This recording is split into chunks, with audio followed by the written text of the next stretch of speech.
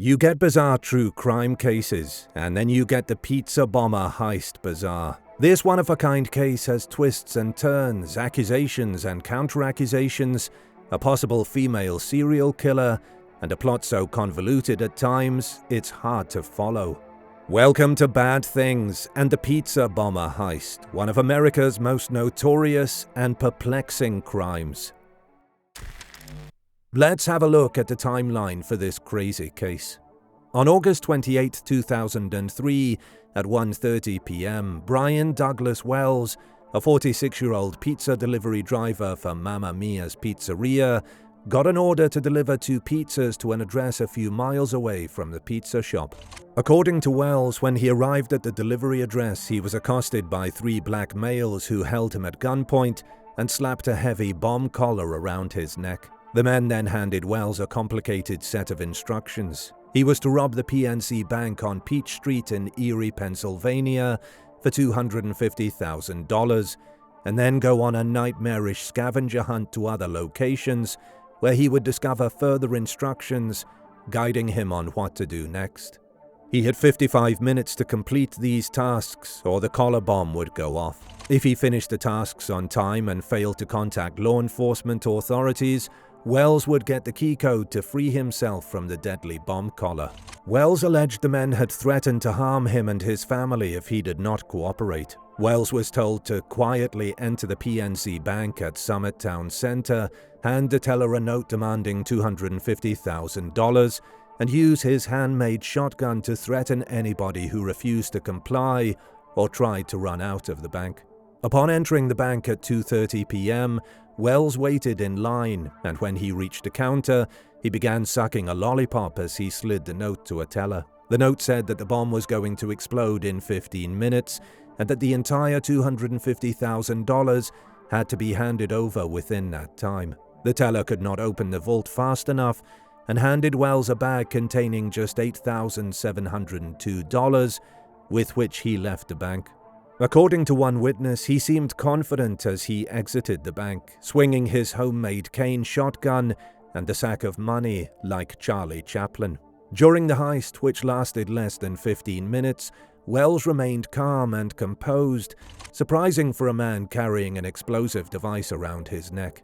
At 2:38, a witness called 911 from outside the bank and reported seeing a man leave with a bomb or something wrapped around his neck.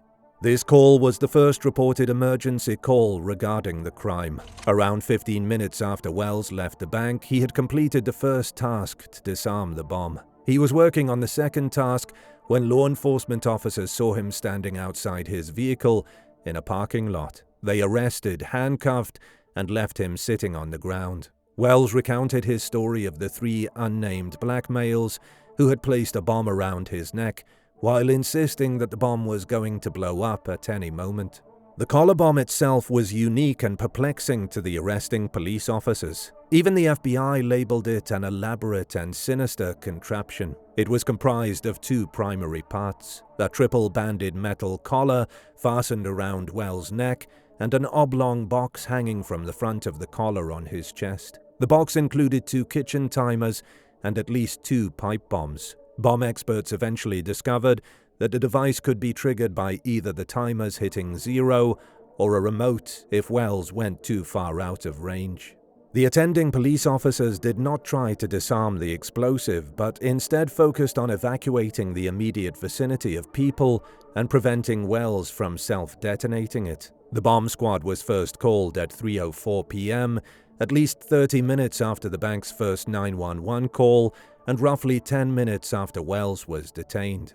At 3:18, 3 minutes before the bomb squad arrived, the bomb detonated and punched a fist-sized hole in Wells' chest, killing him instantly. According to the Bureau of Alcohol, Tobacco, Firearms and Explosives, traffic congestion in the vicinity delayed the bomb squad's arrival. At a glance, Wells' tale of abduction and coercion into robbing the bank by the unknown men made sense, and this theory was strengthened when FBI agents discovered a set of detailed handwritten notes in Wells's vehicle that seemed to back up this unusual series of events. The notes described a scavenger hunt with explicit directions for Wells to follow. At 2 o'clock, be at the McDonald's restroom at Peach and 26th. Get out of the car, go in, and get the note from under the sink. Go to the nearby wooded area and follow subsequent instructions. The notes guided Wells to other locations where he would get further instructions. The notes highlighted that Wells was being followed and that authorities should not get involved, or else the bomb will go off. Though the note stated that Wells would earn additional time for each key discovered, officers subsequently followed the note's instructions and were unable to complete the tasks in the allotted time, meaning that Wells would not have had enough time to disarm the device himself, even if he had completed all tasks. But wait, this case only got more surreal as it went along, as did the cast of characters involved. The issue of whether Wells was a hostage or a voluntary participant in the conspiracy dominated the resulting investigation, which lasted 7 years and included hundreds of hours of forensic analysis, interviews, and grand jury testimonies. Physical evidence seemed to point to Wells's possible complicity. Investigators noticed that he made no effort to inform bank tellers that he was a hostage, nor did he warn anybody outside the bank. The Cain shotgun he carried was found to be inoperable, and despite having a live bomb strapped to his neck, Wells remained remarkably calm throughout the incident. However, the notes and intricate collar bomb that killed him suggested that Wells was being influenced by others behind the scenes. To uncover the criminal conspiracy, detectives traced a convoluted evidence trail leading them to an unusual cast of individuals from within Wells's circle of acquaintances by accident. 3 weeks after the attempted bank heist, a man named William Rothstein contacted law enforcement to admit that he had a corpse in his freezer. Police quickly discovered that the frozen corpse belonged to James Roden. Rothstein confessed to police that he felt guilty, but he had not murdered Roden, but he knew who had. He said that his ex-girlfriend, Marjorie Dale Armstrong, called him to ask for help disposing of Roden's corpse. Rothstein agreed, cleaned up the murder scene, disposed of the murder weapon, and hid the body for $2,000. Marjorie was no stranger to law enforcement. Marjorie was well known for her intelligence and scholastic accomplishments from an early age. She was an outstanding musician with an affinity for astrology and poetry. She had a promising future, but developed various mental illnesses such as bipolar disorder and paranoia. Throughout her 20s, she grew more manipulative, especially with men, and she often exploited her attractive appearance and charm to get her way. Jerry Clark, an FBI agent and the lead investigator in the pizza bomber case, described Marjorie as truly very, very bright, manipulative, got people to do things that you couldn't believe she could do. Marjorie's first encounter with the authorities took place in 1984 when she fatally shot her boyfriend, Robert Thomas, 6 times as he was sitting on their living room sofa. In court, she successfully maintained that he was abusive and that she killed him in self-defense. She was acquitted in 1988. Then her husband died under mysterious circumstances following a fall at home, although she was never charged for this incident. The lawyer who represented her in 1984, when she was charged with murdering her boyfriend, said that Marjorie was his punishment on earth. She could be talking about one thing and then start talking about birds or God knows what, or horoscopes, he said. She had to brush her teeth 32 times a day, not 31, not 33. It's just amazing to me. 4 times I had her committed, 4 times the mental health system found her to be competent. He added, she was sick, she was disturbed, and everyone around her knew it. One day after Rothstein contacted the authorities, Marjorie was charged with Roden's murder. She eventually pled guilty, due to being mentally unstable, to third-degree murder, alleging she shot him after a money disagreement and alleged robbery at her home. Just 2 months after pleading guilty to killing Roden, Marjorie told a state trooper that she had information about the pizza bomber case. Marjorie met with FBI agents in April 2005 and offered to confess to what she knew about the pizza bomber case in exchange for being moved to a minimum security prison. She admitted to the crime, claiming that Rothstein had masterminded the scheme and that Brian Wells was a willing participant. William Rothstein died before being charged, so we will never know if Marjorie's accusation was true or not. The FBI now had 3 co-conspirators in the pizza bomber case. 2 were dead, which left them with only Marjorie's side of the story, or so they thought. Later that year, a man contacted the police claiming that his brother-in-law, Kenneth Barnes, who was in prison on narcotics charges, had told him that he had been involved in the pizza bomber case. Barnes was a former television repairman, crack dealer, and Marjorie's fishing buddy. When questioned, Barnes told detectives that Marjorie had asked him to murder her father, whom she believed to be wealthy, because she needed money. Then, a month before the bank heist in August 2003, Marjorie asked Barnes if he knew how to make a pipe bomb. Floyd Stockton, a convicted rapist of a disabled teenager who was living as a fugitive in Rothstein's home, was also apprehended and charged, but never got to testify due to illness. In July 2007, U.S. Attorney Mary Beth Buchanan announced that Marjorie and Barnes had been charged with the crime, with Marjorie named as the mastermind of the crazy criminal scheme. Rothstein and Wells were identified as unindicted co-conspirators. Buchanan said Wells was collaborating from the start, but his co-conspirators had equipped him with an actual bomb that would have detonated even if it had been removed. On July 29, 2008, U.S. District Court Judge Sean J. McLaughlin issued an initial finding that Marjorie was mentally unfit to stand trial owing to a variety of mental issues, stating that this decision would be reconsidered after she had received treatment in a mental care facility. Marjorie was sent for treatment to a federal mental health hospital in Texas. Barnes pled guilty on September 3, 2008, to conspiring to rob a bank and to aiding and abetting. On December 3 of that year, he was sentenced to 45 years in prison by a federal court in Erie for his involvement in the crime. Barnes's sentence was later reduced to 22.5 years for his contribution in testifying against Marjorie. On February 24, 2009, Judge McLaughlin set a hearing for March 11, 2010, to assess if Marjorie was now competent to stand trial. On September 9th, the court ruled that she was.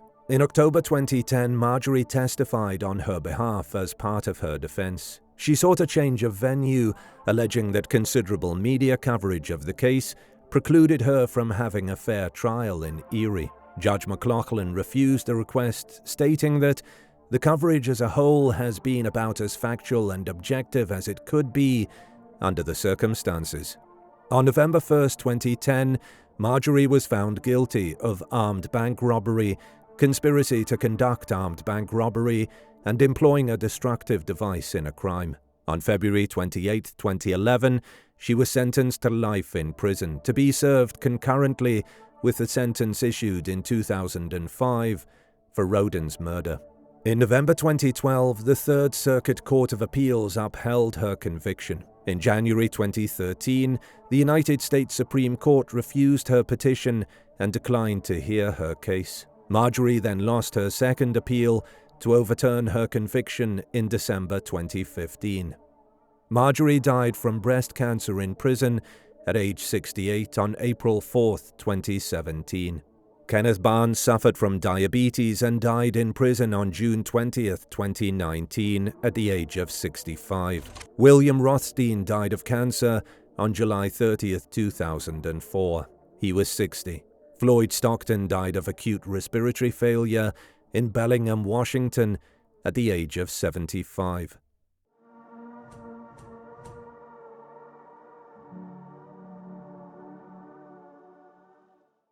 This is how we at Bad Things think this, let's face it, crazy case panned out. In this case, the best way to conclude what most likely happened is the simplest explanation or solution that requires the fewest assumptions. One day in 2003, Kenneth Barnes, Marjorie Dale Armstrong, and William Rothstein were discussing ways in which they could make money. Marjorie came up with the idea that Barnes could kill her father, Harold Dale, so she could receive her inheritance, as she believed her father was squandering the money she thought was owed to her. Barnes told Marjorie he was willing to do this for $250,000. Did this motley crew of characters come up with this harebrained scheme together? And did the US Attorney's Office get it wrong when naming the mastermind behind the plot? Jerry Clark led the FBI investigation into the collar bomb case in 2003. It took a team of detectives led by Clark more than 7 years to solve the strange case, but Clark thinks that U.S. Attorney Mary Beth Buchanan and her team made one vital mistake. Marjorie wasn't the mastermind. William Rothstein was. After interviewing Rothstein, Clark said he never got enough credit for how evil he was. He loses out to Marjorie for being this mastermind, but quite honestly, Bill came up with the bank robbery, the scheme, the device, the scavenger hunt, the notes, the cane gun. He added, Rothstein was a narcissist and had a true antisocial personality disorder, and that's why he wanted to make such an overly complicated plot. To feed his ego, he thought he was smarter than everybody and had to tell me how intelligent he was. When we met, I told him, "Hey Bill, I'm Jerry Clark, and I'm here to interview you." He replied, "I need to tell you, I'm the smartest guy in this room."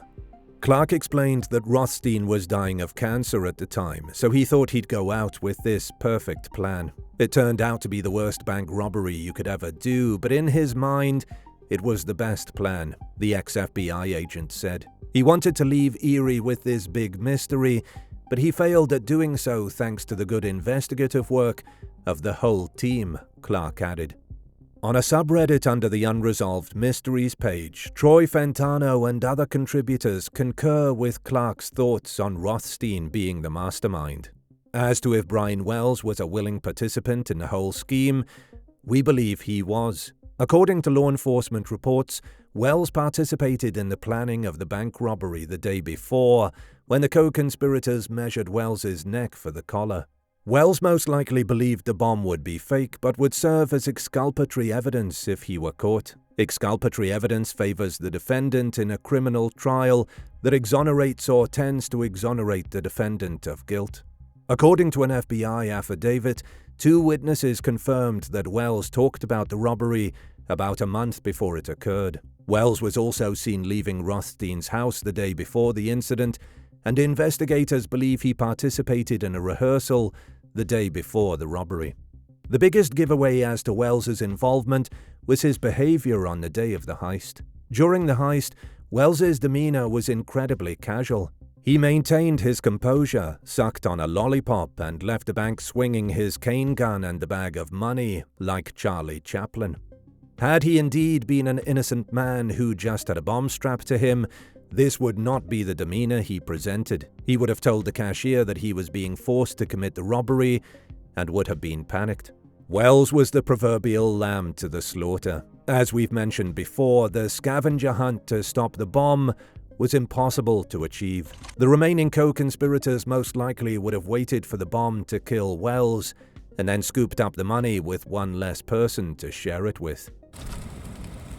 The pizza bomber case is genuinely one of the most bizarre and mysterious cases in American history. Some true crime enthusiasts believe that the only way the actual motive and factual lead-up to the robbery can be solved is by one person, the only fatality, Brian Wells.